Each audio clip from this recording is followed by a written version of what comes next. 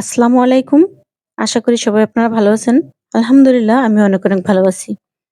তো দেখুন এই যে কি সুন্দর বলছিলাম যে আপনাদের সাথে শেয়ার করব যে গুয়ামরি গাছটা কেমন হয় বা কি হয় তো সেটা শেয়ার করব।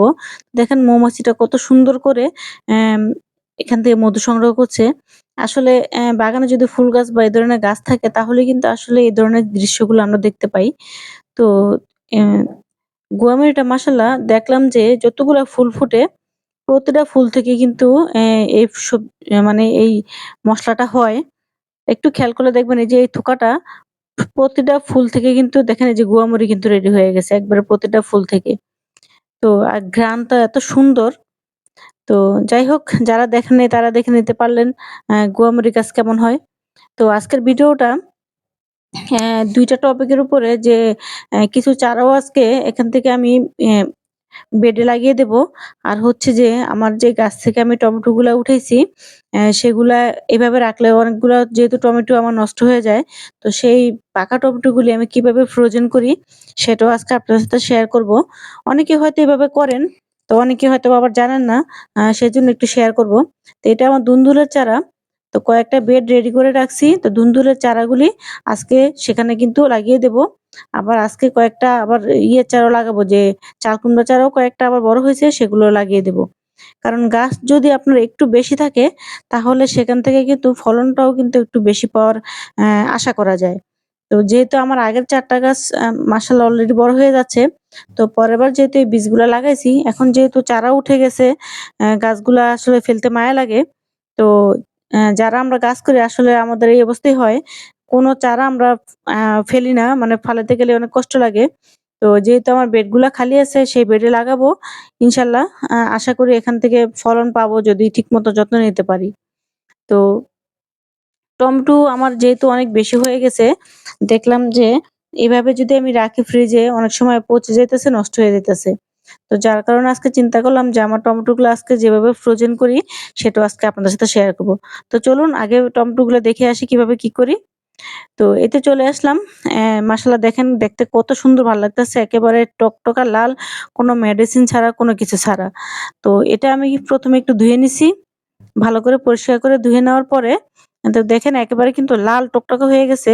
এখানে কিন্তু আমি কোনো মেডিসিন বা কোনো কিছু দেইনি। গাছ থেকে তুলে এনে জাস্ট ঘরে আমি রেখে দিছি। তারপরে দেখেন কি সুন্দর কালার হয়েছে মাশাআল্লাহ। এটা দিয়ে যারা সস করতে চান তারা সসও বানাতে পারবেন। তো চলুন এগুলি কেটে নিয়ে ফিরে আসি।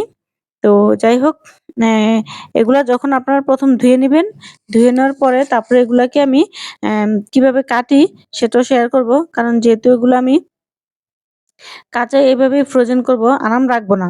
কারণ আনাম রাখলে দেখা যায় কি অনেক সময় তরকারিতে দিলে এটা শক্ত হয়ে থাকে।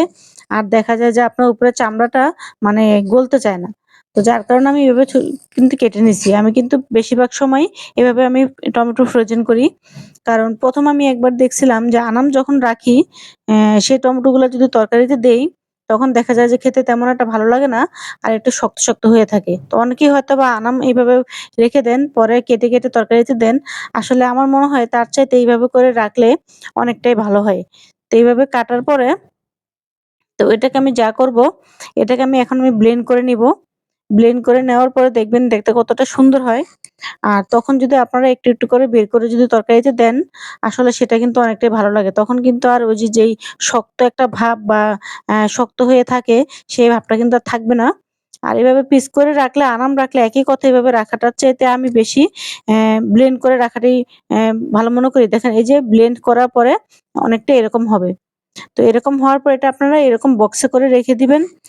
যে যেভাবে রাখতে সুবিধা বোধ পান সেভাবে রাখবেন। রাখার পরে যখন আপনার তরকারিতে দিতে হবে, আপনি একটু করে নামিয়ে সাইড থেকে একটু কেটেও দিতে পারবেন। আবার দেখা যায় যে একটু যদি ১০ মিনিট বা ২০ মিনিট আগে নামিয়ে রাখেন, দেখবেন সাইড থেকে অনেকটা টমেটো কিন্তু একাই গলে যাবে। গলে যাওয়ার পরে সেটা কিন্তু আপনার তরকারিতে দিতে পারবেন। সেটা মাছ তরকারি হোক বা মাংস হোক, অনেক সময় কিন্তু আমি পোলাওয়ের মধ্যেও দেই। পোলাওয়ের মধ্যে যদি আপনারা যদি এরকম একটু দেন, কালারটাও খুব সুন্দর আসে আর খেতেও কিন্তু খুব ভালো লাগে। তো এভাবে করে আমি টমেটো এখন ফ্রোজেন করি। আগে ১ম একটু অ্যা এমনিতেই রেখে দিতাম আনাম। কিন্তু তখন দেখতাম যে এটা আসলে রান্না করলে তরকারিতে দিলে তেমন একটা মজা লাগে না। তো যাই হোক বাগানে তো অনেক কিছু অনেক সময় আমি উঠাই। আপনাদের সাথে তেমন কিছু রেসিপি শেয়ার করি না বা তরকারি রান্না করি সেটাও শেয়ার করি না। তো আজকে একটু টমেটোটা কিভাবে আমি ফ্রোজেন করলাম সেটা একটু শেয়ার করলাম। তো অনেকেই হয়তো এভাবে করেন, আবার অনেকে করেন না। তো যারা করেন নাই তারা একবার করে দেখবেন। আশা করি অ্যাম অ খুব সুন্দর একটা উপকার পাবেন। তো চলুন এই যে এর ফাঁকেও আমি গাছগুলো কিন্তু লাগিয়ে ফেলছি। আর ভিডিওটা আমার ২ দিনের করা। যার কারণে আপনাদের সাথে ২ দিনের ভিডিও এবার একসাথে শেয়ার করলাম। তো এর আগে আমি এই যে গাছগুলো সব লাগিয়ে দিছি। আমি কিন্তু এটা কিন্তু সকাল টাইমেই লাগাইছি গাছগুলা। সকালেও কিন্তু গাছ লাগানো যায়, সমস্যা হয় না। শুধু খেয়াল করবেন মাটিটা যাতে একবারে যখন গাছটা উঠাবেন, শিকড়টা যাতে ক্ষতিগ্রস্ত না হয়, একটু বেশি করে মাটি নিয়ে উঠাবেন। তাহলে করে দেখবেন গাছগুলা কিন্তু তেমন আর কোনো ক্ষতিগ্রস্ত হবে না। যেমন গাছ লাগাবেন মাশাআল্লাহ গাছগুলা কিন্তু তেমনই থাকবে। তো যারা এখনো চারা এভাবে লাগান নাই, আর চারা লাগানোর উপযুক্ত সময় হচ্ছে ২ থেকে ৩ পাতা যখন বের হবে তখনই কিন্তু চারাটা কিন্তু সরিয়ে লাগিয়ে দিতে হবে। তো এই তো আজকে ছোট্ট একটা ভিডিও, তেমন একটা বড় ভিডিও না। খুব বেশি ইনফরমেশন আজকে ভিডিওতে নেই। শুধু টমেটোর রেসিপিটা আজকে আপনাদের সাথে শেয়ার করলাম। তো ভিডিওটা কেমন লাগলো জানাবেন। আর যদি কারো ভালো লেগে থাকে তাহলে সবাই লাইক, কমেন্ট, শেয়ার করে পাশে থাকবেন। ভিডিওটা সম্পূর্ণ দেখবেন।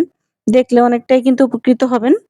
তো আর মাটি যারা এখনো রেডি করেন নাই, মাটি এভাবে একটা সবজি উঠানোর পরে একটু ঢেলে দিবেন। যেভাবে করে আমি ঢেলে রাখছি, তাহলে কিন্তু মাটিটা একটু নরম হবে, ঝুরঝুরে হবে।